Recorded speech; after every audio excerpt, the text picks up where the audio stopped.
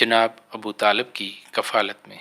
जलहमा बिनते अरफ़ता से रवायत है, उन्होंने फरमाया, मैं मक्का मुकरमा आया, कुरैश कहत साली का शिकार थे।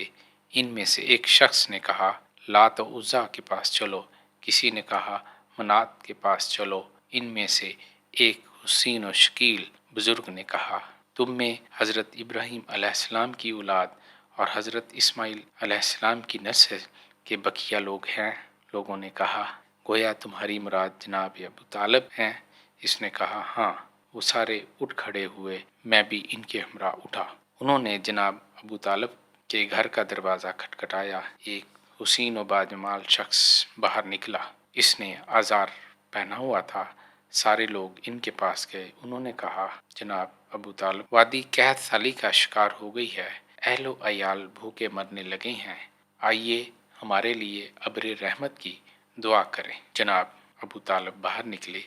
इनके हमरा एक मनमोहना बच्चा भी था, गोया सूरज अभी बादलों की ओर से निकला हो। इनके इर्द गिर्द इनके हम उम्र बच्चे भी थे। जनाब अबू तालिब ने उन्हें पकड़ा, इनकी कमरे अनवर खाना काबा के साथ लगाई।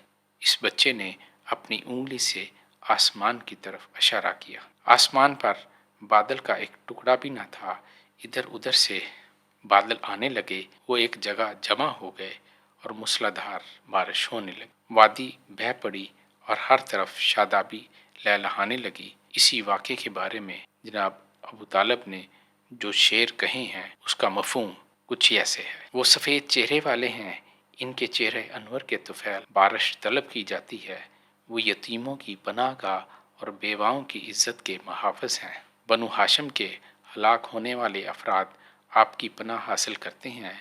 वो आपके पास नेमतें और अनायात हैं।